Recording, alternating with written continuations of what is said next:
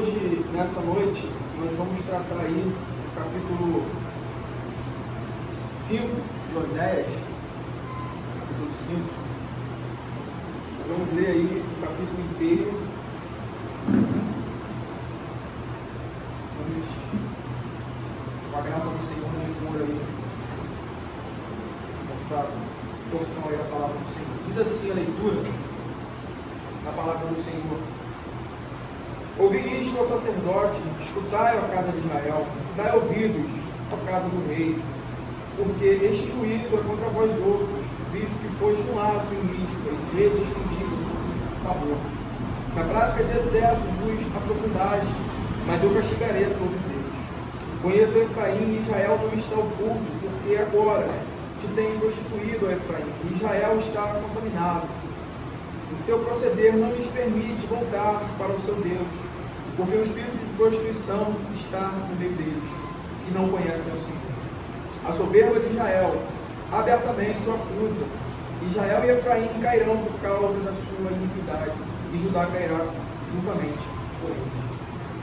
Estes irão com os seus rebanhos e o seu gado à procura do Senhor, porém não o acharão, ele se retirou deles.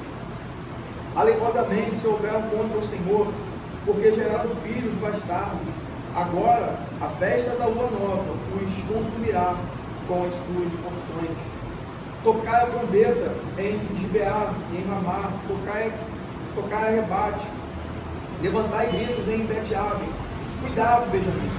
Efraim tornar-se-á assolação no dia do castigo entre as tribos de Israel.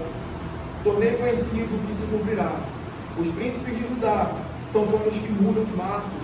Derramarei, pois, o meu furor sobre eles como água. Efraim está oprimido e quebrantado pelo castigo, porque foi do seu agrado andar após a sua vaidade, após a vaidade. Portanto, para Efraim serei como a traça, e para a casa de Judá como a podridão. Quando Efraim viu a sua enfermidade, Judá a sua chaga, subiu Efraim à Síria, e se dirigiu ao rei principal, que o acudisse, mas ele não poderá curá-los, nem sarar a sua chaga. Porque para Efraim serei como um leão, como um leãozinho para a casa de Judá. E eu mesmo, os despedaçarei, irei e ir-me-ei embora. Arrebatá-los-ei, e não haverá quem os livre. Irei e voltarei para o meu lugar, até que se reconheçam culpados e busquem a minha face, estando eles angustiados, se me buscarão. Palavra do Senhor, nós já oramos com o irmão Manuel, vamos então adentrar aí na exposição do texto, tentando, com a graça do Senhor, aí, expor aquilo que nós temos aí diante de nós.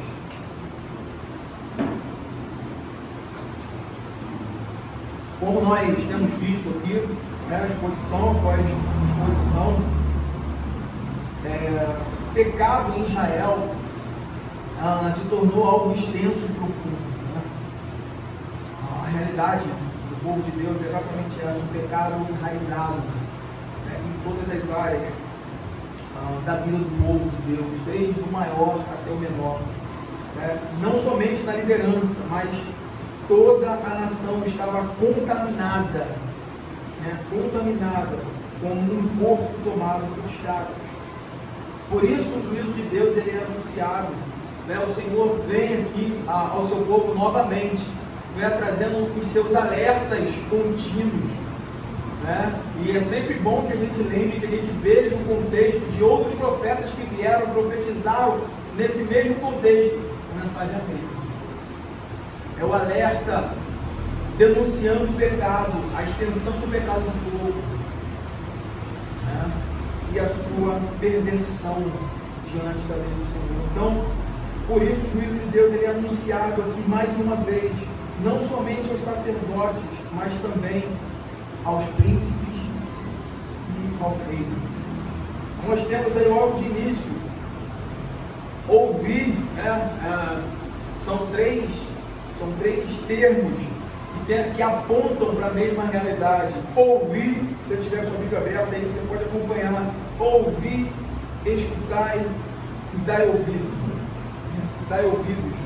São 3 termos sinônimos que são combinados para enfatizar que os destinatários dessa mensagem, eles precisam de atenção.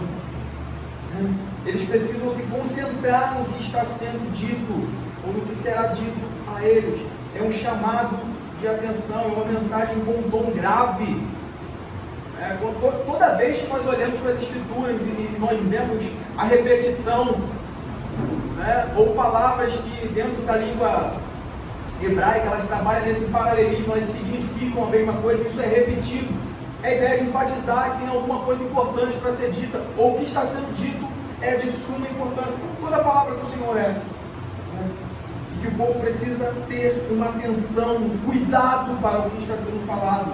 E quando nós olhamos para o contexto, nós vamos ver mais uma vez o Senhor, na sua graça, na sua misericórdia, chamando o seu povo mais uma vez e avisando, trazendo os alertas, expondo os seus maus caminhos. Eles estavam em uma rota de juízo, e que isso iria culminar no seu castigo. E aí a gente sabe o que vai acontecer, o que virá, o que está aguardando esse povo. É interessante, já desde o início aqui, nós percebemos isso, que nós vamos ver, nós vamos falar com mais ênfase no final, essa disposição graciosa do Senhor em não simplesmente deixar o seu povo ir, sem que antes ele alerte e xingue.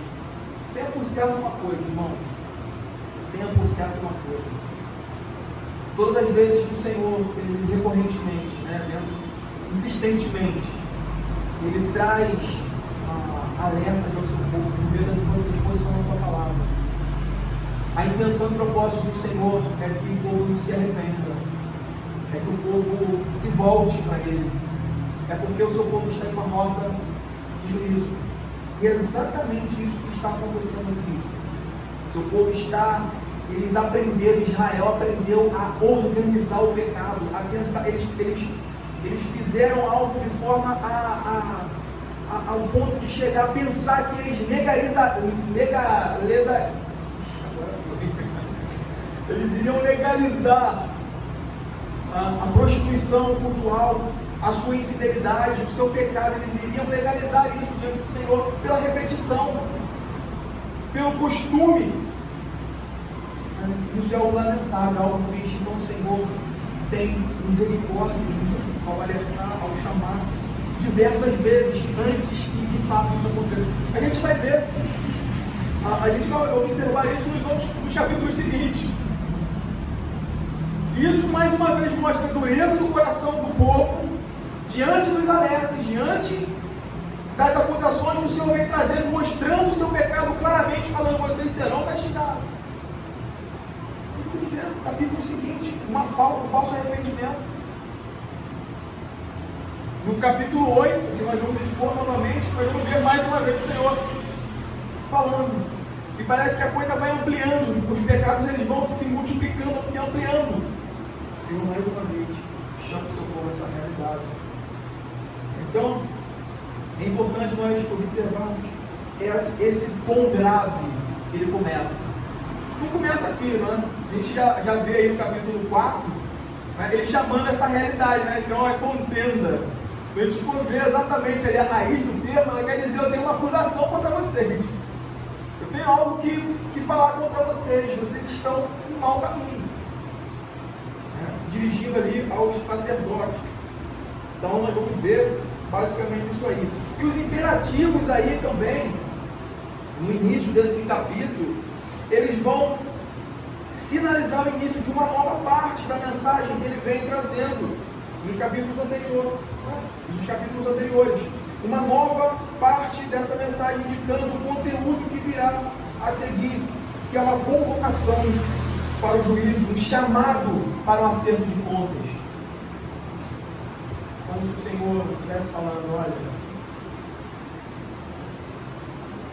eu vou acertar conta com vocês, eu vou ajustar isso aí, vocês não estão se saindo bem como vocês acham, É engraçado quando a gente olha ali, quando a gente vai lá para os livros, né? Para quando a história estava sendo desenvolvida, Reis, né? A forma como eles arrogantemente se portavam diante do Senhor, como se eles estivessem se dando bem, como se eles estivessem a falsa prosperidade que estava pairando, a prosperidade, né? Mesmo, né? As coisas indo bem, eles acham que eles estavam. Deus estava se agradando do procedimento deles. Eu ouvi uma coisa uma vez, não lembro de quem, que mostra essa realidade. Nem tudo que está dando, né, esse aparente sucesso, está indo bem, aparentemente bem, né, significa que Deus está provando, não. Significa que Deus está se agradando, não. Porque nós vamos ver recorrentemente o povo de Deus na história, não somente na história de Israel, mas também no Novo Testamento e na história da igreja. Isso não é um termômetro. O termômetro para que Deus esteja se agradando é que Ele tenha filhos fiéis, homens e mulheres comprometidos com sua palavra, com sua lei. Esse é o termômetro. Eu estou sendo fiel. E na maioria das vezes é o contrário, né? Como a gente falou de manhã, na maioria das vezes é o contrário. Quando estamos sendo fiéis ao Senhor, ao Evangelho, à sua lei, aquilo que Ele exige de nós, vem pancada, vem perseguição, vem luta, dores que nós temos que suportar pelo Evangelho e pela causa de Deus, pelo seu reino. É o contrário. Não se iluda com a aparente folga minha alma. Se preocupe, porque normalmente é o contrário. Claro que Deus, por misericórdia, Ele nos concede períodos e momentos de paz, momentos de prosperidade, sim. Nós não estamos falando contra isso, nós não somos contra isso. Mas isso normalmente é dosado, para que o povo de Deus não se perca como aconteceu, confiando, indo ante outros deuses, buscando a sua segurança em meios carnais. Então, essa aqui é um chamado, mais uma vez, a que o povo olhasse os seus caminhos. E é interessante que a língua hebraica, ela tem as suas peculiaridades, né? A língua hebraica, ela tem essa questão de dar ênfase pela ordem onde a palavra é colocada na frase. Né? Então, quando não é aleatório, eu sempre falo isso, né? Não é aleatório. Quando nós vemos alguns termos, algumas expressões sendo colocadas em ordem, como por exemplo aqui, nós estamos falando de qualquer coisa, estamos falando da liderança do povo, dos sacerdotes, da casa de Israel e da casa do rei. Então isso quer dizer alguma coisa, isso aponta para alguma coisa, e nós vamos ver aqui a importância disso. Então a estrutura hebraica, ela traz isso, né? E aí ela segue justamente essa ordem: os sacerdotes, a casa de Israel, a casa do rei. E isso segue essa ordem, pois os sacerdotes, como é dito no capítulo anterior, ele é o culpado aqui de esquecer a lei do Senhor e consequentemente a degradação, a falta de conhecimento no meio do povo de Deus, o temor do povo ao Senhor é uma falha no chamado do sacerdote, naquilo que ele deveria cumprir, no seu papel e no seu chamado diante de Deus. Ele é o culpado de esquecer a lei do Senhor e de rejeitar o conhecimento. Por isso a decadência se instala. Por isso a decadência se instala. Irmãos, temos que ser uma coisa. Isso não é algo que eu acho. Busque, pesquise a história do povo de Deus. Pesquise a história do povo de Deus e o seu círculo, aquilo que está à sua volta, o mundo que está à sua volta. Pesquise. E você verá, todas as vezes que a casa de Deus, o santuário do Senhor, o sacerdote, aquele ministro que deveria zelar pelo conhecimento, pelo temor temor do Senhor, fazer com que o seu povo tema a Deus, ame a Deus e viva dessa forma no mundo, todas as vezes que isso se corrompe, isso se perde, há uma degradação, há uma perda de valores no meio da sociedade. O caos é instaurado. A coisa desce ladeira abaixo, vai embora. Por quê? Se no altar, se aonde deveria partir o temor do Senhor não tem, aonde deveria, quando o mundo se corrompe, quando a sociedade se corrompe, isso é natural. Tem hora que parece que as pessoas perdem completamente o senso do que é bom, eu não digo nem que é justo, mas aquilo do que é ridículo, perde o senso disso. A igreja deve se posicionar e anunciar a vontade de Deus, e anunciar, apontar o caminho, a verdade, a Escritura, o Evangelho. Quando a igreja perde essa característica de denunciar o erro, de denunciar o pecado, de apontar o caminho de Deus, de estabelecer a vontade de Deus no seu tempo, como é que a gente pode esperar isso do mundo pagão que não teme a Deus, que não obedece a Deus? Ladeira abaixo.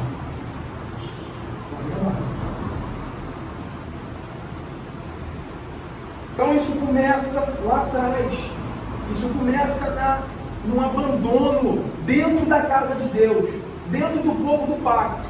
Isso começa lá atrás, no pecado do seu povo, no abandonar, no prostituir-se, no misturar, na mistura entre o santo e o profano, em concessões pequenas, em questões que às vezes parecem questões triviais. Isso começa lá atrás, que é pequenininho, e o povo vai abrindo portas, vai abrindo brechas, até que então ele se torna um povo pagão, e muito pior do que os que estão lá fora, porque eles não têm o conhecimento de Deus. Nós temos. Nós pecamos contra a luz da revelação de Deus, o que é muito pior, e que o castigo vem muito mais pesado. Então isso começa do povo de Deus.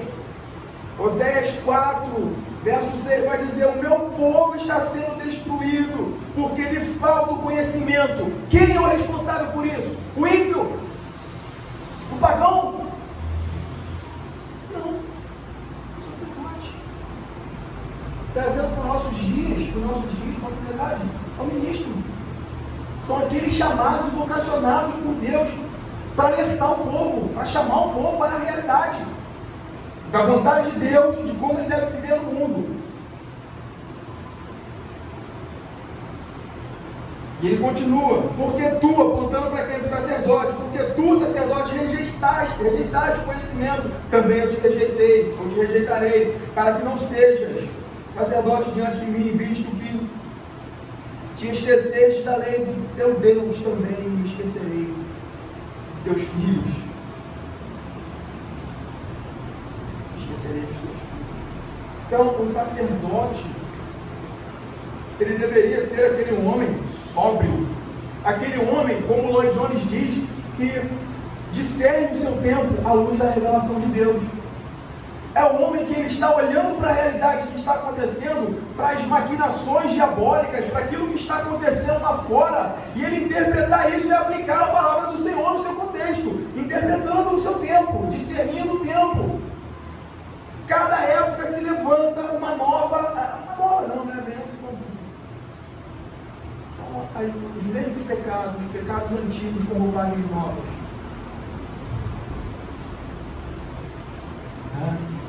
Em cada época, o reino das trevas, ele se apresenta com novas roupagens, seduzindo, chamando, arregimentando o povo de Deus para que ele se constitua. Esse é o trabalho. Esse é o trabalho do reino das trevas. Fazer com que o povo de Deus se torne impuro. Fazer com que o povo de Deus, eles abandonem a lei de Deus, que eles se esqueçam de Deus, que eles vivam como se estivesse tudo bem. Estivesse tudo bem.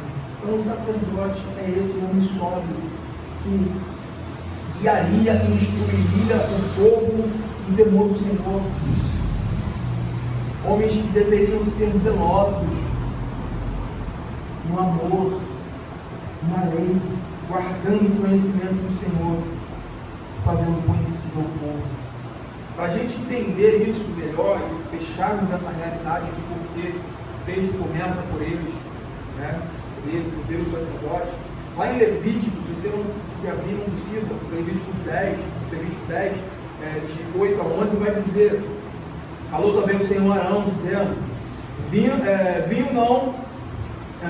ou bebida forte, tu e teus filhos não bebereis quando entrares na tenda da congregação, para que não morrais.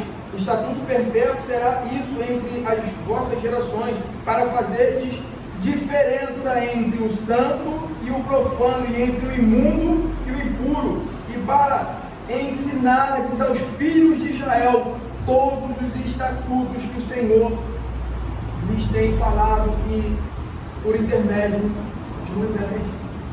Essa é a função, esse é o ponto aqui. Mas a realidade é outra.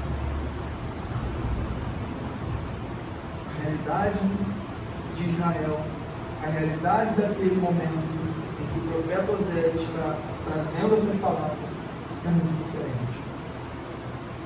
Os sacerdotes corromperam não apenas a lei de Deus, mas também o culto divino. Coisa está ligada, né? Se você se corrompe em sua teologia, em seu conhecimento de Deus, naturalmente você vai viver uma vida distorcida. Uma vida distorcida, uma vida longe do caminho. Os sacerdotes, eles tornaram-se não apenas apóstolos, mas também rebeldes, endurecidos. Eles se recusaram a ouvir os profetas, eles se recusaram a dar ouvidos e se aprofundaram ainda mais no pecado, para sua própria perdição e ruína da nação. A pior praga que pode entrar na vida de um ministro do Senhor é o orgulho. É o orgulho espiritual. De achar que ele é intocável, que ele não pode ser corrigido, que ele não tem erro, ou que os erros dele é aceitável. É a maior desgraça que pode acontecer na vida do ministro. E esse orgulho, não, eu estou à frente, eu estou ensinando, eu não posso ser repreendido. Endurece o coração, o chamado arrependimento dele. Ele pega como qualquer outro. Mas esse orgulho fecha as portas com o arrependimento para livrá-lo do juízo, castigo. Alguma coisa que pode acontecer a uma nação, a um povo que vai após esses homens, que vai após essas distorções da realidade. E então esse juízo anunciado aqui começa por eles, mas não para por ele, né? Mas não para por ele, não fica só em seguida, a casa de Israel é incluída nesse juízo. Seguindo a ordem aí, a casa de Israel agora é incluída nesse chamado. E o texto vai dizer, a vós ou outros. O juízo é para vós ou outros. Então Israel é incluída ali. Embora a gente precisa reconhecer isso, né? A liderança religiosa da nação, ela estivesse no fronte, né, dessa corrida para longe de Deus, eles estivessem lá na frente, encabeçando, né, na testa lá, correndo para longe de Deus, o povo tornou-se culpado por seguir essa liderança corrupta, essa liderança apóstata. O povo é igualmente culpado de pecado, e pelos mesmos pecados deles.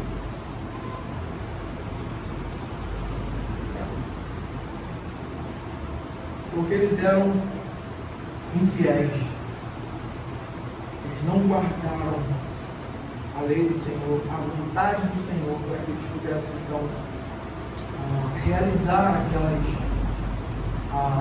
os mandamentos do Senhor, né? As ordenanças, os cerimoniais, tudo aquilo que apontava para Cristo. Eles perverteram tudo isso, então eles se apegaram ao ensinamento do erro por falta de conhecimento da liderança. Interessante a gente ver isso porque eles poderiam se colocar aqui como vítimas, como coitadinhos. Não, mas aí o que na maioria das vezes acontece. Quando alguém é enquadrado no erro, é descoberto em alguma situação constrangedora ou pecado, normalmente ela tenta dividir a culpa, se auto-justificando. Não foi isso que aconteceu com Adão? Não foi isso que o primeiro pecado gerou? Aqui nós estamos vendo isso, como é que isso se desenvolve. Estamos vendo aqui os filhos de Adão respondendo a esse estado caído. Adão, o que você fez? Eu? Não, foi a mulher que sofreu. Mulher, o que você fez? Eu não, foi a serpente que sofreu. Então, eles poderiam se colocar aí como vítimas inocentes. E o ponto aqui é esse: eles não têm desculpa. Não tem desculpas.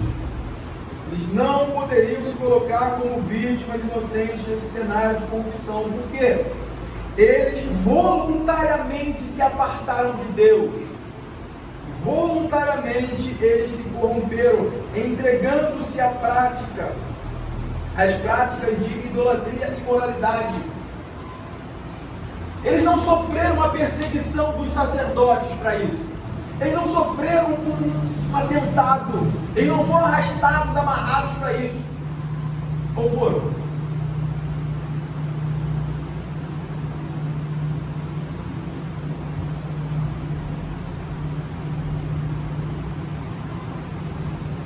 Eles não foram arrastados pela liderança, pelos reis, para se afastarem de Deus. Eles voluntariamente fizeram isso, mostrando que eram iguais aos seus líderes, seus sacerdotes, seus príncipes, e por isso eles sofrerão juntamente com eles o juízo. O Senhor aqui está fazendo como é dito lá atrás a nós: o leão rugiu. O Senhor está vindo.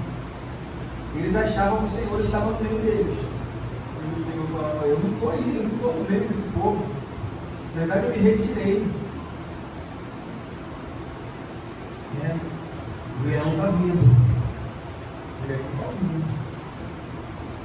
Finalmente, aí o juízo é dirigido aos governantes, à casa do rei.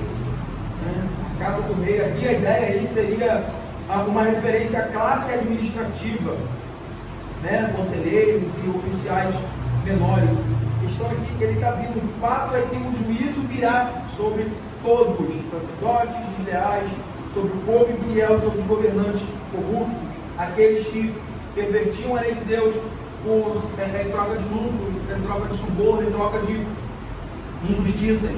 Eles seriam penalizados por isso. E em seguida nos é dito o que diz, visto que fostes um laço em mística e rede estendida sobre o Tabor.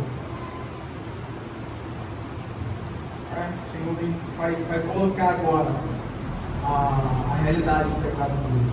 Ele começa, na verdade, ele começa a trazer aqui, essas acusações diante do seu povo. Mítico e Tabor aí eram montanhas muito conhecidas por suas alturas. E esses nomes eles apontam para a ideia de torre de vigia, um lugar onde é anunciado, onde deveria ser anunciado alguma espécie de ataque. A gente tem conhecimento pelos textos bíblicos que foi alvo também ali, ou próximo, nas proximidades, no pé, ou por ali dessas montanhas, houve outros eventos, muitos eventos importantes. Creio que não cabe aqui a gente detalhar, porque a exposição já é bem extensa. Mas o Pico de Tabor é uma montanha muito conhecidas por suas alturas e pelos eventos que ocorreram em suas proximidades. E Calvino, juntamente com alguns comentaristas, eles vão dizer que a caça era comum nessa região. Era comum os caçadores armarem suas redes, suas emboscadas, suas armadilhas ali naquela região.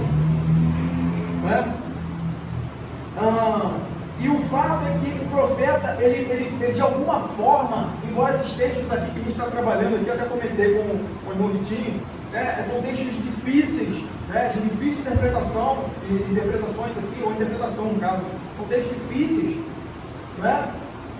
até porque nós também não temos muitos recursos aqui para pesquisar, ver quem está falando o quê, qual é a linha, mas o fato aqui é que o profeta ilustra essa realidade envolvendo a liderança e os governantes, dizendo que eles eram como armadilhas e redes estendidas para então apanhar, pegar o povo, pegar as suas presas nessas redes. A ideia das armadilhas aí, laços, literalmente traduzindo aí, literalmente armadilhas.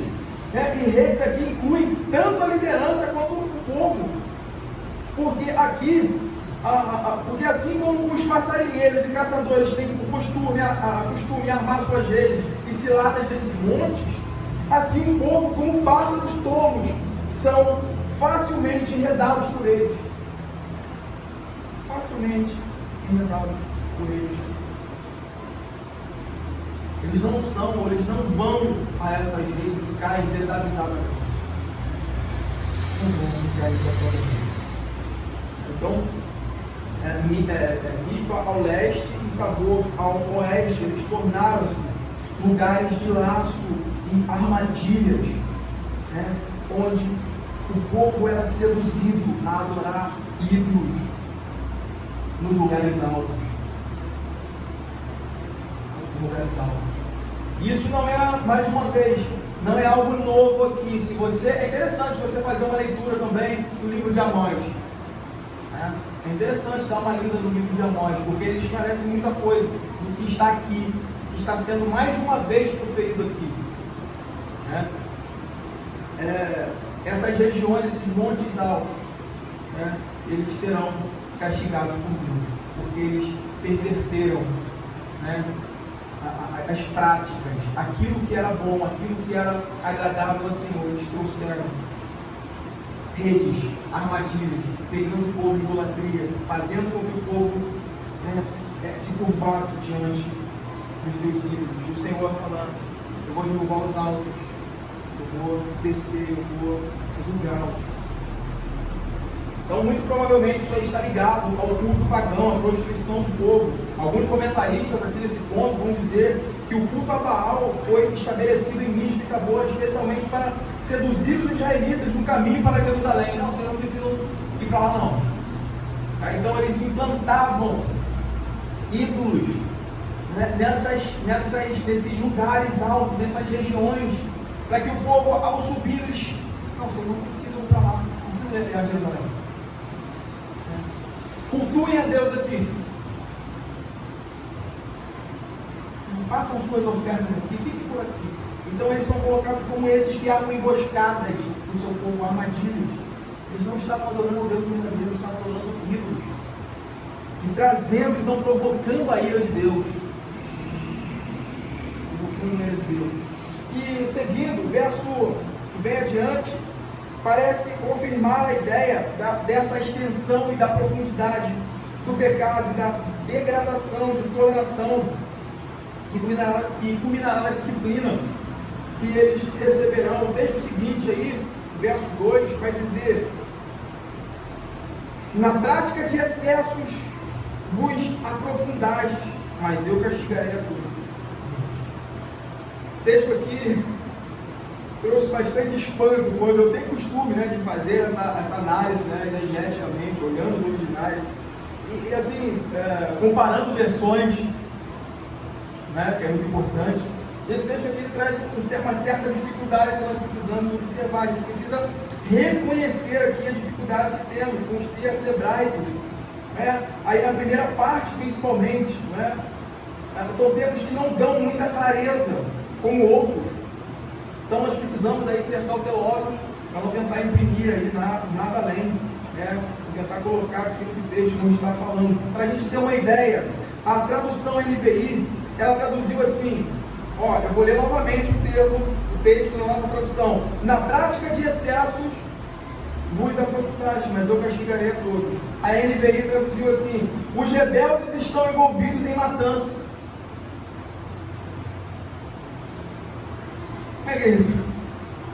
Mas que entrou outra coisa aqui, um outro texto, trocaram a realidade, A NVI traduziu assim, os rebeldes, não está errado, quando a gente busca as raízes, os termos ali, a gente vai perceber essa ideia. Os rebeldes estão envolvidos em matança, eu disciplinarei todos eles. A NAA, ela vai traduzir, os rebeldes se aprofundaram na matança, mas eu castigarei todos eles. O nosso ponto aqui então é dizer que há que o texto está apontando nessa primeira parte que culmina aí no juízo de Deus, que ele disciplinará a todos. É exatamente esse. O povo se desviou desde o maior até o menor em Israel. Eles intensificaram a corrupção, eles aprofundaram aquilo que estava vindo de forma rasa, eles aprofundaram o que já estava em andamento. O sentido aqui parece apontar para a terrível condição do coração do povo de Deus, que caiu de tal modo, se apartando de Deus, se apegando-se às suas superstições, endurecendo seus corações, tornando-se insubmissos e obstinados no mal, de modo que eles não recebiam mais nenhuma instrução e nenhum conselho para o seu próprio bem. A ideia desse se aprofundou aqui, que a nossa tradução, a tradução que nós estamos usando, a Almeida Revista Atualizada, na prática de excessos dos aprofundados, ela está correta. As outras estão apontando isso, esse aprofundamento no pecado, na obstinação do seu coração, no endurecimento a ponto de não mais se abrir a receber instrução, a não ter mais o coração ensinado. Que miséria o povo experimenta quando ele não tem o espírito ensinado, um coração mais capaz de receber a instrução do seu próprio Deus. Que miséria que aguarda esse povo. Que miséria. Eles desprezam o bem que poderia livrá-los da morte. Desprezam o cuidado e a sabedoria envolvidos no conselho de Deus, eles vão para o abismo. Eles passam por cima disso, eles pulam por cima disso. Eles vão para o abismo, não por falta de alertas, que é exatamente o que vai acontecer. O Senhor avisou, desde o capítulo 1. O Senhor avisou. Eles pularam por cima, continuaram. Fogo de Senão se voltaram. E os versos de 3 a 4 formam uma única unidade, onde o Senhor deixa claro que ele, o Senhor, deixa claro que Ele conhece pessoalmente cada passo dado pelo seu povo para longe da sua lei, coisa que o povo estava achando que não, que eles estavam fazendo aqui. A gente vai ver a figura aqui da prostituta aqui, trai o marido, da mulher infiel que trai o marido diante da face dele e se orgulha porque está fazendo bem feito, ele não está sendo descoberto. A ideia é que é essa, a gente vai ver isso. Então os versos 3 e 4 aí, eles formam essa unidade, onde o Senhor vai deixar claro para eles: olha, eu sei o que vocês estão fazendo, eu conheço os passos de vocês, conheço cada passo que vocês estão dando para longe da minha lei, para se prostituir diante de outros deuses. Versos 3 e 4 vão dizer: conheço Efraim e Israel não me está oculto, porque agora te tens prostituído, ó Efraim, e Israel está contaminado. O seu proceder não lhes permite voltar para o seu Deus, porque um espírito de prostituição está no meio deles e não conhecem o Senhor. Que versos tristes. Que sessão triste essa aqui. O Senhor está falando do seu povo.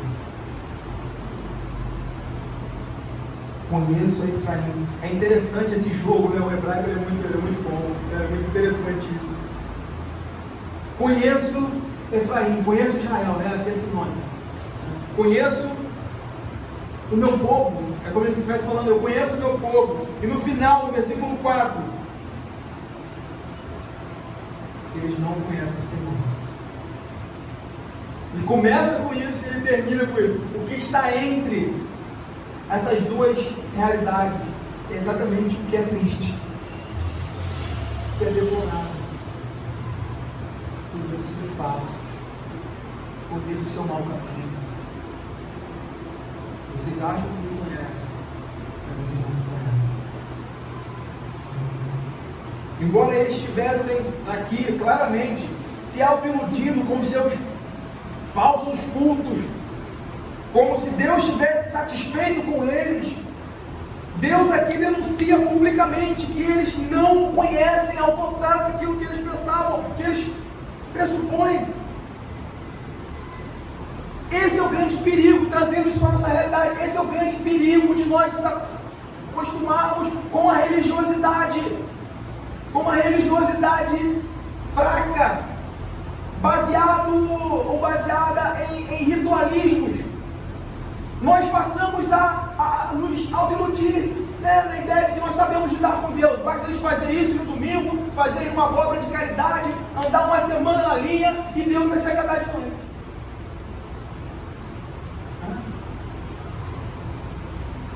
A gente tem isso. A gente olha, a gente fala de Israel aqui, colocando aqui. Parece que às vezes eles dão um passo atrás e fica como que Israel, povo idólatra, povo infiel. Nós somos iguaizinhos. Pecamos da mesma forma.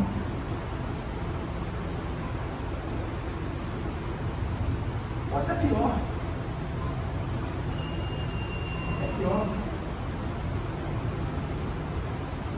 Então Deus vai dizer: eu conheço os seus pecados. Vocês estão aí oferecendo seus sacrifícios, eles estão subindo para os montes, queimando animais. É interessante que a fala do Senhor aqui é um deboche, né? Falando da matança, deles carregando animais, né? No verso 6 aí que a gente vai ler. Carregando animais ele não fala sacrifício. Ele usa o termo pejorativo também, que eles não estão fazendo sacrifício, não está aceitando isso. Deus se retirou deles. Eles estão meramente matando, fazendo uma coisa vazia, seu verdadeiro significado. É interessante que Deus usa aqui os dois nomes, Efraim e Israel, para destacar essa unidade do seu povo, sugerindo que a idolatria e o pecado eram comuns em ambas as tribos. E é o que a gente vai ler mais adiante. Israel vai ser assolada, mas vocês também vão. Isso poderia, né? Já viu o irmão quando a mãe pega para acertar a conta com um e o outro está lá de baixo rindo? É como se o Senhor pegasse e falasse com Israel lá em cima, no andar de cima. O Judá estivesse lá embaixo rindo. Fala: olha, eu vou pegar você também. Eu vou terminar aqui e vou descer, vou para aí. Você não vai escapar. Você tem o mesmo pecado do seu irmão. Basicamente isso, né? A idolatria, o pecado estava enraizado. Porque eles estavam achando, eles estavam bem. Eles sabiam, eles aprenderam a lidar com Deus. O fato é que o Senhor conhece o seu povo. O Senhor conhece cada um. Nós conhece individualmente. O nosso deitar, o nosso levantar, nos nossos negócios, no nosso seio da nossa família. Quando ninguém nos vê, o Senhor está vendo, Ele conhece o seu povo, Ele sabe os pecados dele.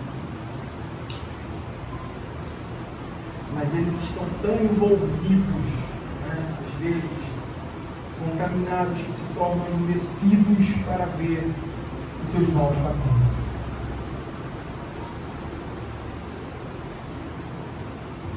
Por falta de conhecimento, Israel não sabia mais distinguir os deuses pagãos e o Senhor Yahvé.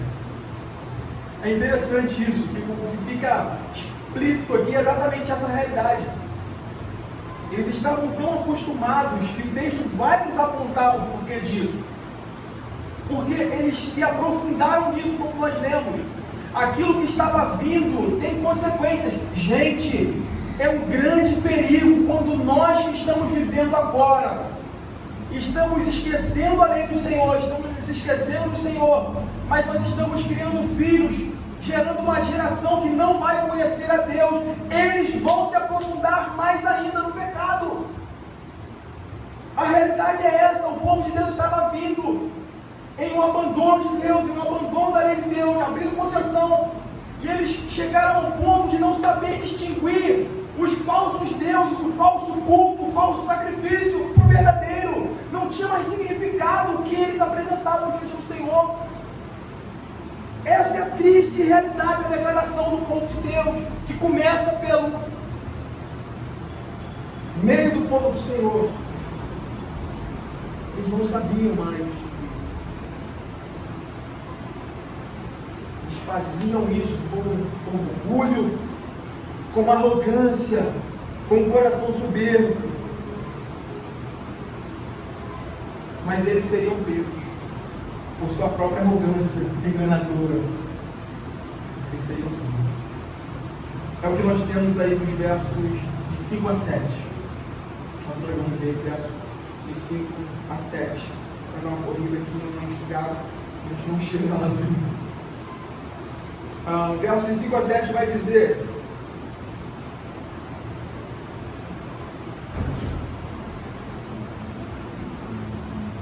a soberba de Israel abertamente o acusa. Israel e Efraim cairão por causa da sua iniquidade, e Judá cairá juntamente com eles. Estes irão com os seus rebanhos. A ideia aqui é essa. Eles estão achando que estão agradando a Deus, né? Eles irão com o seu rebanho, seu gado, à procura do Senhor, porém não o acharão. Ele se retirou deles. Alevosamente se houveram contra o Senhor, porque geraram filhos bastardos. Agora a festa da lua nova os consumirá com suas superstições. Veja a situação lamentável aqui. O que eles estavam realizando, o levar os seus animais, os seus bois, os seus gados, né, ao sacrifício, que eles achavam que era um sacrifício, mas era uma matança. O Senhor vai tratar de superstição.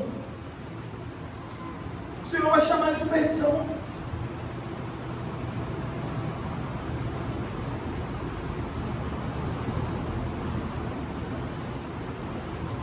Essas porções serão vistas como algo estranho à presença do Senhor, não como algo que é aceitável.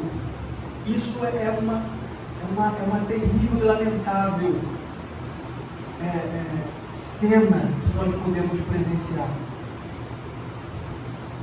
entre o povo de Deus e o seu Deus.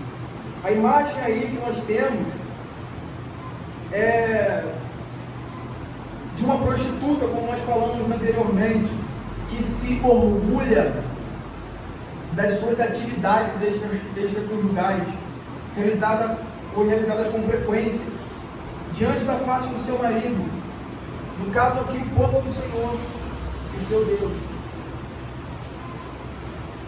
Como se sua infidelidade, como se o seu pecado, como se o mal que eles estão cometendo pudesse ser compensado pelo mero ritualismo vazio que eles recorrentemente faziam, uma tentativa de apaziguar a ira de Deus. Eles aprontavam todos, mas eles confiavam nos seus rituais baratos, nos seus rituais vazios, como se eles pudessem então compensar a sua idolatria, como se Deus pudesse ser distraído. É como se eles pudessem dar um doce, como dá uma criança, e a criança, então, já viu uma criança quando, eu não digo nem doce, né? Você dá um celular hoje na mão da criança, ela fica quieta o dia todo, ela não te incomoda. É como se eles estivessem dando aqui uma tapeação para Deus, para enrolar, tapeado, e continuar nas suas ações pecaminosas, no seu desvio, enquanto eles se divertiam com outros deuses. E o verso 6 aponta para o povo cumprindo todas as práticas da religião, sem se preocupar com o fundamento do seu coração, sem dar atenção aonde de fato estava o seu coração, o que aquilo significava, o que levar animais, o que oferecer ali, o que matar aqueles animais significavam, que é o que muitas vezes nós fazemos.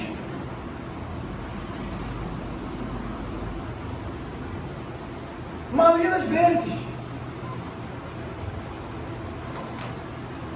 às vezes quando nós nos colocamos diante da presença do Senhor, no momento de confissão,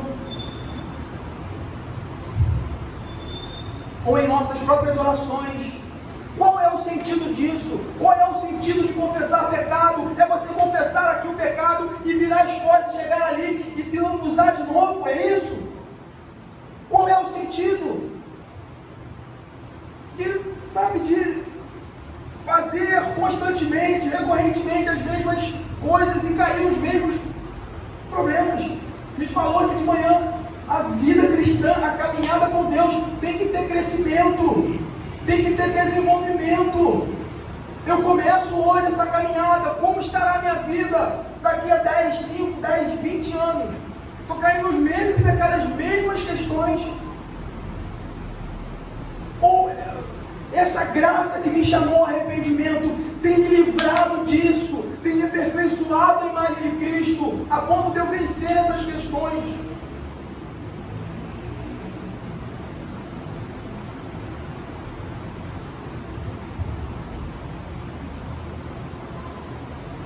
Nós devemos nos preocupar com o fundamento do nosso coração, o significado do que nós fazemos domingo após domingo, o significado dos nossos joelhos dobrados, o significado do nosso confessar de pecados, o significado da nossa comunhão na mesa do Senhor. Isso significa o quê? Qual é o sentido de eu me identificar com o povo santo do Senhor, que é um povo exclusivo, separado do mundo?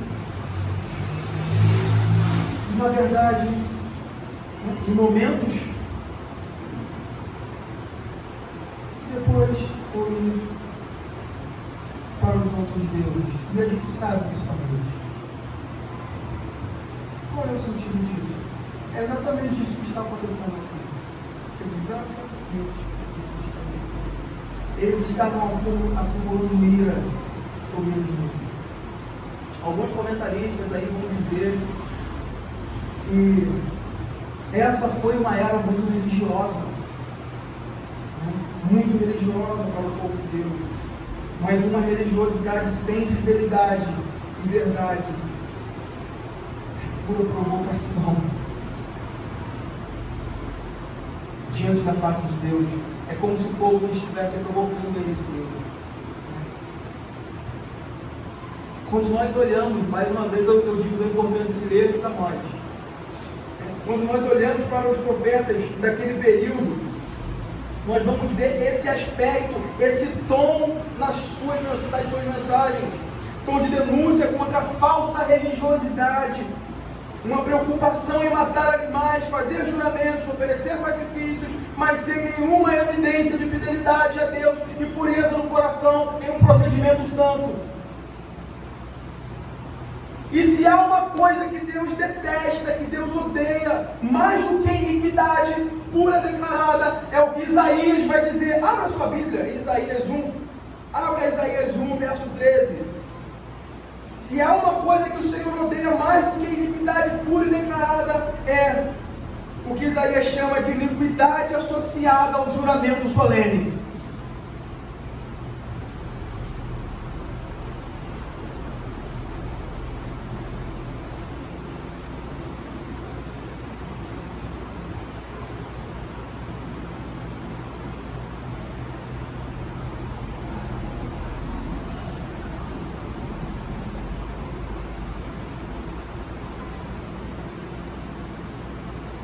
Não continueis a trazer ofertas vãs, incenso.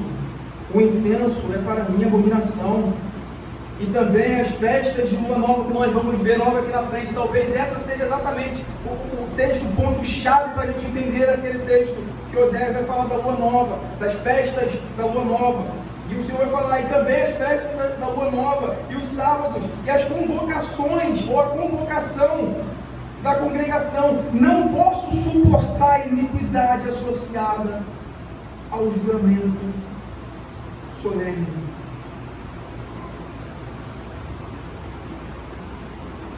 Não posso suportar. Amós compartilhando o mesmo cenário aqui de Oséias, pouco tempo antes aí, mas basicamente o mesmo cenário, cerca de 40, 50 anos. Ele vai dizer, Amós 5, versos de 21 a 23, aborreço, desprezo as vossas festas, e com as vossas assembleias solenes não tenho nenhum prazer, e ainda que me ofereçais holocaustos e vossas ofertas de manjares, não me agradarei deles, nem atentarei para as ofertas pacíficas de vossos animais cevados. Afasta de mim o intrépido teus cânticos, porque não ouvirei as melodias das tuas liras. Então, o contexto, a realidade aqui é essa. A infidelidade se tornou tão enraizada no meio do povo de Deus, que eles deram frutos. A sua iniquidade, o seu desvio, a sua infidelidade, a sua prostituição deu frutos. Isso é falado lá atrás. Isso é falado lá atrás. E para não confundir a ideia, né? Às vezes a gente fala de ver Amós mais como se fosse depois, né? É antes. Então isso é falado lá atrás. Mas eles permaneceram nessa relação prostituída de infidelidade contra o seu Deus. E os seus filhos foram nascendo em uma realidade que não conhecem a Deus, que não tem o temor de Deus. E eles vão reproduzindo, e mais baixo ainda, esse padrão, baixando o padrão de santidade, de temor, de reverência. É o que nós temos aqui. A infidelidade ela se tornou tão enraizada no meio desse povo, que eles deram frutos de sua iniquidade, que são os filhos bastardos aí, nós lemos. A referência aqui não é ao ato físico do parto, meramente, mas a degradação espiritual de toda a geração causada pela influência maligna de pais apóstatas sobre seus filhos. E daí essa responsabilidade que nós temos no meio da nossa geração, no meio do nosso tempo, de ensinar o Evangelho a nós mesmos e aos nossos filhos, aqueles que estão sobre a nossa tutela.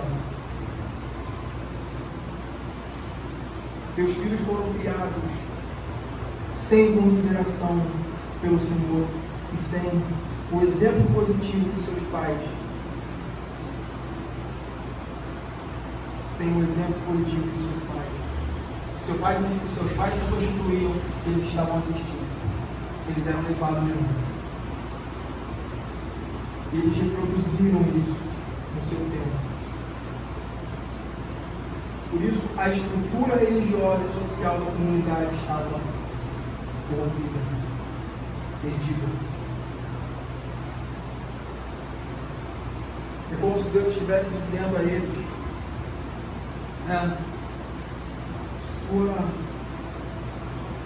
sua oferta, sua festa sacrificial, sua adoração hipócrita, longe de trazer salvação a vocês, provará tudo de vocês, um testemunho contra vocês na sua infidelidade. E agora, caminhando para o fim, nos versos de 8 a 15, se você tiver aí sua Bíblia aberta, você vai ver essa estrutura, e é bom que você veja, nos versos de 8 a 15, nós temos a segunda sessão, a primeira sessão ela vem até aqui dessa estrutura do capítulo 5, até o verso 7, e aí nós temos então o que nós podemos chamar de segunda sessão do capítulo 5, e ela é dividida em duas partes, uma introdução, nos versos de 8 a 9, que é o anúncio da devastação em um tom de anúncio de guerra, proclamação de guerra, no som de trombetas, dando com alarde de guerra, Então essa primeira parte de 8 a 9, e por fim, de 10 a 15, nas acusações e ameaças que levará ao exílio. Quando o Senhor fala, aqui está o pecado de vocês, por isso eu vou fazer isso com vocês. Aqui está o que vocês têm feito, e vocês serão castigados por isso. Versos de 8 a 9. Tocai a trombeta em Gibeá, e em Ramá tocai arrebate. Levantai gritos em Bet-Aven, cuidado, Benjamim. Efraim tornar-se-á a assolação no dia do castigo entre as tribos de Israel. Tornei conhecido o que se cumprirá. A fala direta de Deus aqui no restante da última sessão vai advertir tanto o reino do norte como o reino do sul,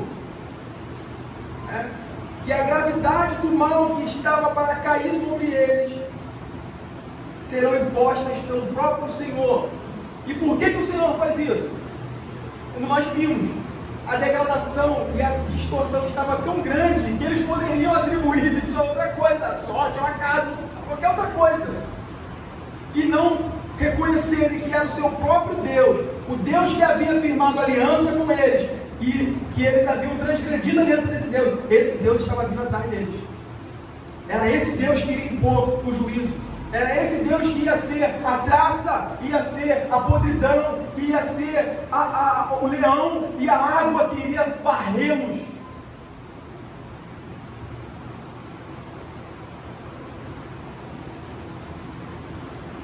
Era o próprio Senhor, o inimigo aqui. Ele iria usar os seus meios, mas era ele. Ele ia usar a sua vara, que outras nações ímpias, e provavelmente viu o Senhor subjugar muitas outras nações por causa deles. Agora, outras nações vão ver, pelo pecado do seu povo, o Senhor não tem essa parcialidade. Ele trata o pecado como pecado, e ele vai usar isso agora contra o seu próprio povo, depois de inúmeros alertas, inúmeros avisos. Isso vai servir. Isso vai confirmar aqui fica claro aquilo que é dito lá no versículo 2, traduzindo a termos literais: eu serei castigo para todos eles. Eu serei, o Senhor fala. Eu serei castigo para eles. A ordem de fazer soar a trombeta aqui, né, contrasta a ideia da festa que estava, né, festa da lua nova, né, vai contrastar a ideia da festa da lua nova corrompida pela prostituição deles como um chamado para a guerra. É como se eles estivessem bem no meio, o retrato aqui é esse, né? É como se eles estivessem bem no meio de uma festa, se alegrando no meio dos seus deuses falsos, se corrompendo, se prostituindo. Então ela é interrompida pelo alerta do ataque do inimigo.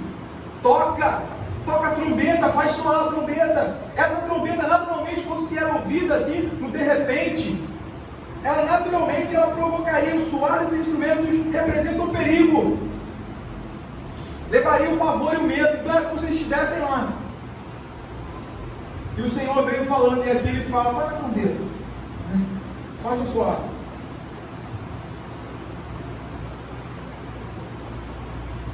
Eles serão levados. O inimigo está mais próximo agora. Ele está chegando. E pela forma como os nomes das cidades são colocados aqui, a ideia é que a calamidade cairia sobre a tribo do norte, né, sobre o rei do norte, e o inimigo então que invadiria, entraria por aquela linha divisória ali, não é? E o inimigo agora ele se dirigiria às fronteiras, ou à fronteira de Judá. Né? Se a gente for olhar no mapa, né, tem um mapinha, dá para a gente ter uma ideia, né? A gente ter uma pequena ideia. Mas Gibeá, Ramá, Bet-Aven estavam perto da fronteira entre norte e sul, eles estavam ali. Então por isso que ele coloca, toca a trombeta aqui, anuncia que eles ouvirão o anúncio que o inimigo está chegando, né? Guerra está vindo contra eles. O juízo então virá primeiro sobre Efraim, reino do norte, e se estenderá até o reino do sul.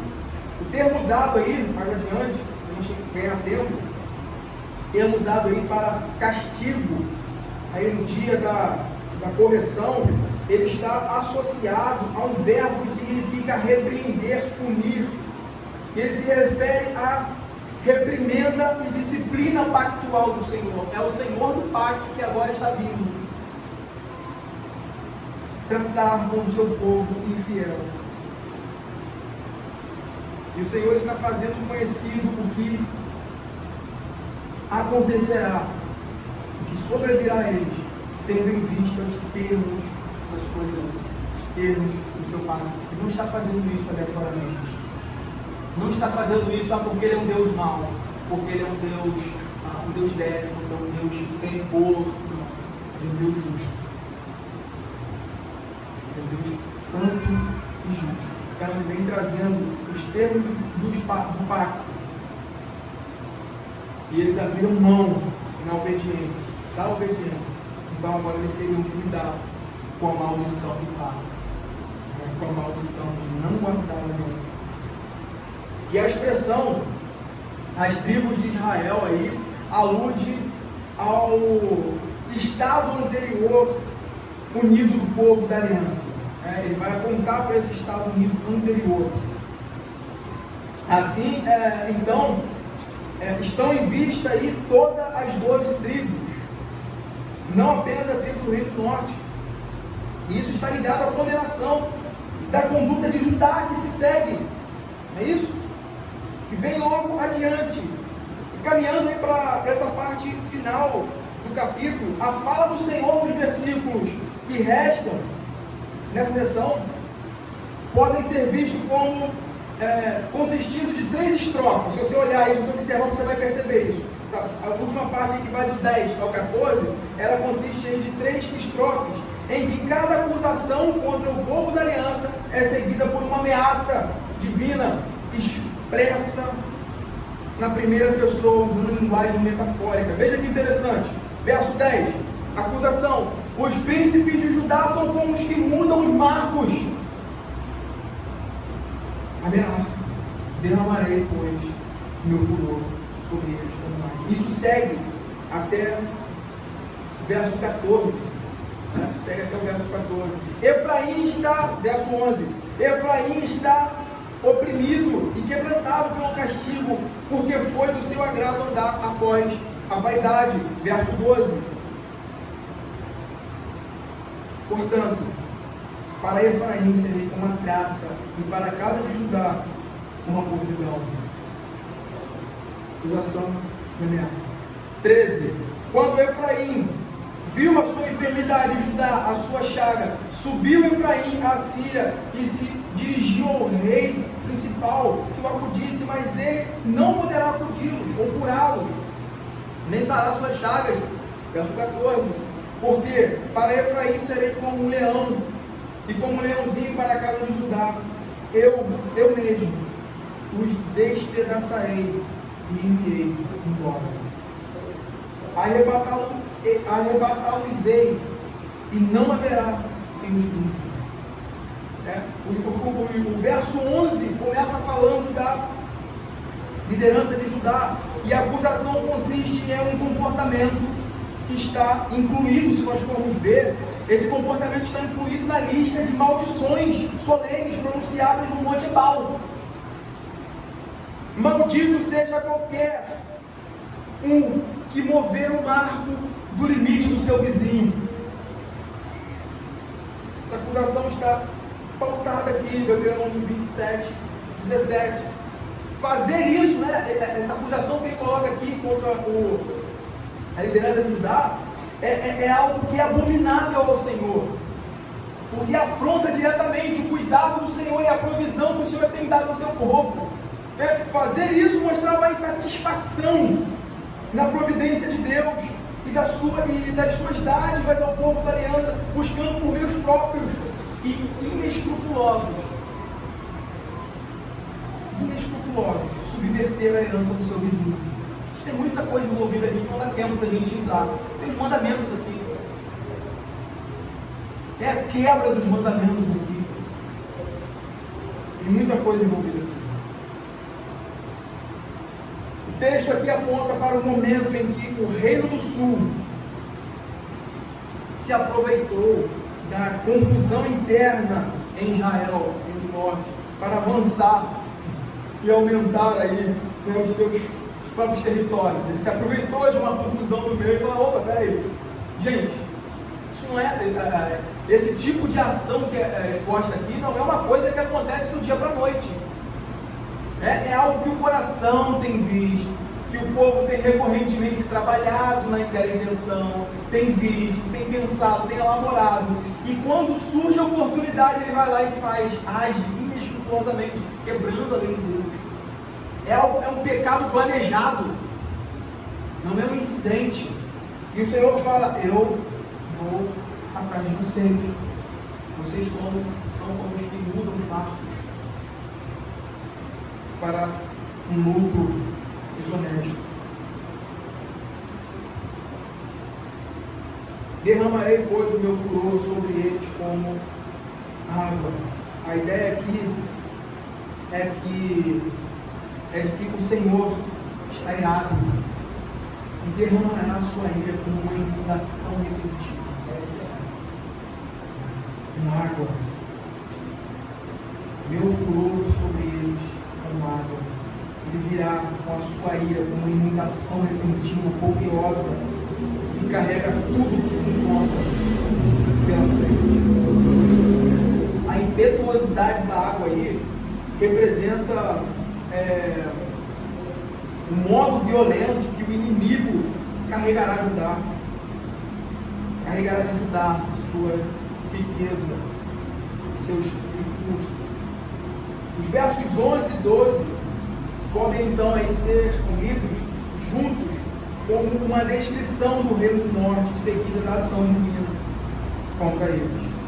Verso 12. Efraim está oprimido e quebrantado pelo castigo, porque foi do seu agrado andar após a vaidade. Portanto, para Efraim serei como a traça e para a casa de Judá. Quebrantamento aí e opressão, em primeira instância, a gente precisa saber disso, ele está ligado ao desgoverno interno e à exploração. E nesse sentido aqui, eles já experimentavam o fruto da sua iniquidade, do seu pecado, eles já experimentavam isso, né? Já usufruíam dessa deteriorização, né, interna, naquilo que estava acontecendo internamente. Mas isso seria intensificado. A ideia da traça e da podridão é isso. Ela traz essa ideia, né, de que era o Senhor que estava levando isso, fazendo com que, né, lentamente eles estivessem provando do seu próprio desvio. Mas isso seria então intensificado quando eles também tivessem de lidar com a tirania e crueldade de agressores estrangeiros, com violência. E em seguida, aí no verso 12, vem a ameaça, né? Portanto, para Efraim serei como a traça, e para a casa de Judá como a podridão. As figuras de traça, como nós falamos aí, e podridão, representam um processo gradual e progressivo da corrupção e decadência de Israel e Judá. Isso aqui é interessante, né? Porque Deus, pela sua própria santidade, é um poder destrutivo para o pecador impenitente, aquele que não tem intenção, não quer se arrepender. Ele castiga a consciência do homem para despertá-lo e levá-lo ao arrependimento. Porque, como nós temos em outros textos do Novo Testamento, né, não é o desejo do Senhor, né? Ele não deseja a sua perdição. É isso que nós temos no Novo Testamento. Mas se o pecador permanece no seu coração duro, ele endurece o seu coração e se volta contra Deus, ele será inevitavelmente destruído pelo próprio pecado, de acordo com a justiça de Deus. Deus coloca para esse poder aqui, graça e podridão, essa deteriorização natural, nos pesando sobre a consciência, levando-os ao arrependimento. Quando eles endurecem a serviço, eles se tornam nulos, o pecado deles os levarão à destruição. Os versos 13 e 14 conclui com essa sessão de denúncia e ameaça, dizendo: quando Efraim viu a sua enfermidade, Judá a sua chaga, subiu Efraim a Síria e se dirigiu ao rei principal. Joabe disse, mas ele não poderá curá-los, nem sará suas chagas, porque para Efraim serei como um leão, e como um leãozinho para a casa de Judá. Eu mesmo os despedaçarei e irei embora. Arrebatá-los-ei, e não haverá quem os livre. O ponto aqui é que o pecado de Israel e Judá se tornou tão intenso que eles agiam tolamente como animais, que não sabem a quem recorrer,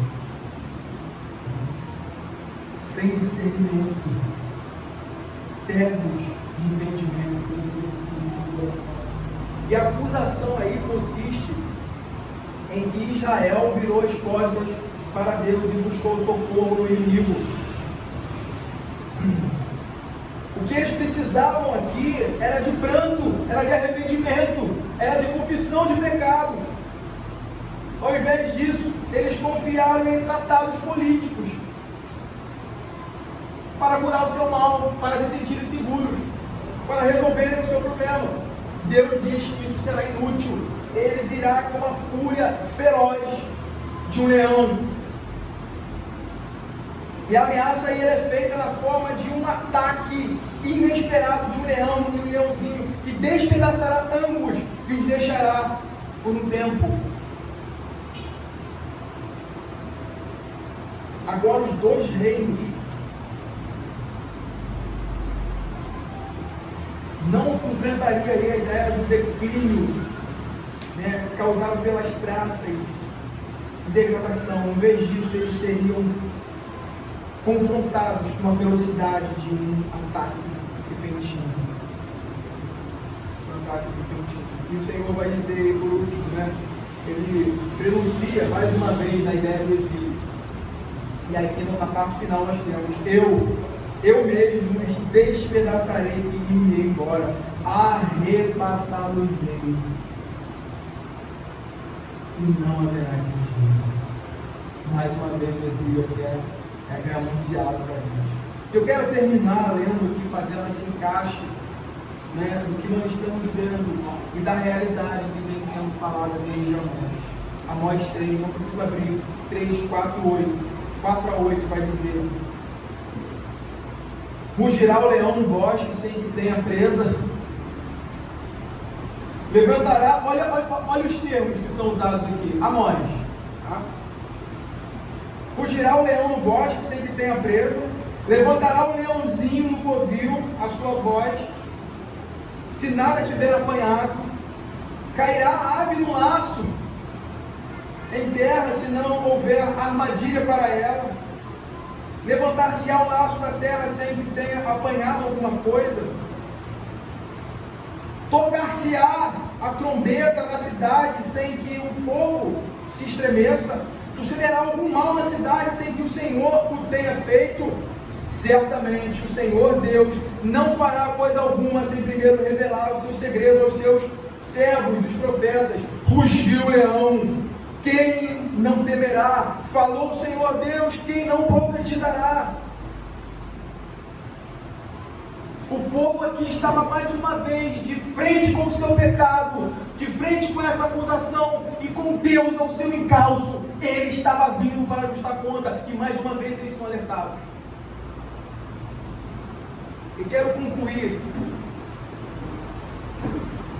dizendo que todos esses eventos descritos aqui, que nós temos falado contra o povo de Deus, eles vão nos ensinar, eles servem para nos ensinar.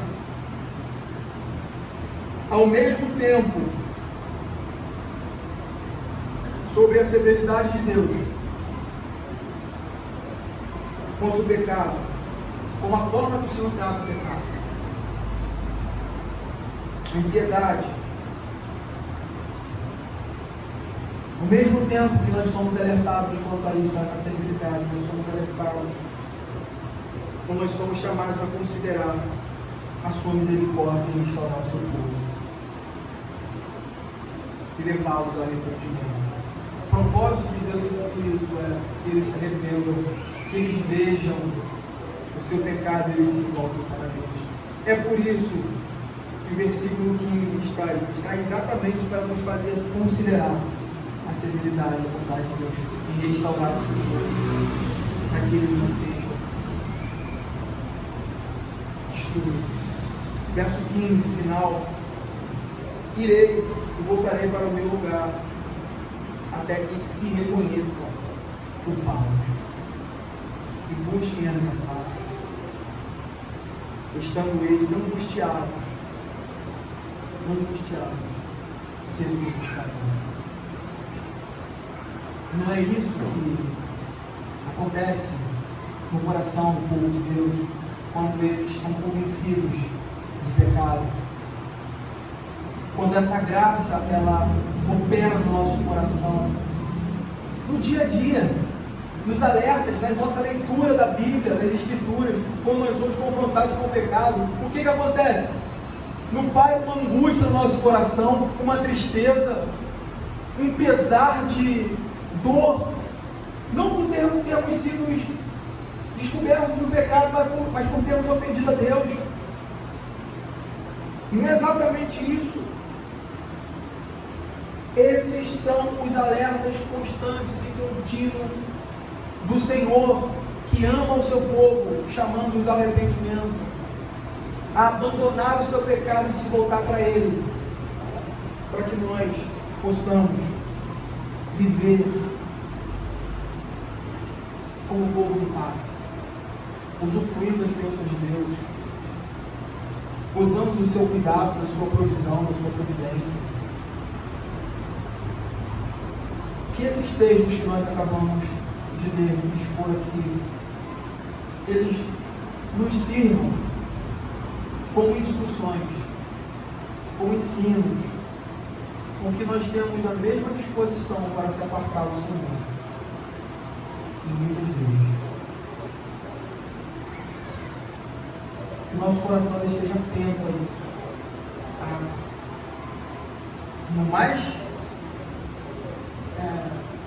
No menor detalhe, na menor apresentação da palavra do Senhor. Não sei se você poderia falar isso. Na mínima linha que lemos da Escritura, quando nós fomos chamados, confrontados a isso, nós paremos, confessemos e abandonemos os pecados para Deus. A misericórdia, a graça, a perdão para aqueles que se arrependem. Não pense você que o arrependimento ele acontece uma vez só. Me arrependi um dia da minha salvação, tá bom. Poxa, pelo menos eu vi dizendo, pode ter outra pessoa do dia. Mas a evidência é que nós nos arrependemos um dia para a fé, para a salvação, no passado. A evidência de que isso é verdade é que nós continuamos nos arrependendo hoje, confessando os nossos pecados e caminhando para Cristo. Que Deus nos abençoe, irmão. Deus nos faça entender a nossa palavra e aplicar as nossas vidas. Sermos sábios no nosso procedimento diário. Vamos orar. Senhor Deus, Pai, nós te louvamos pela sua palavra. Nós te agradecemos, Senhor. Embora ela tenha um tom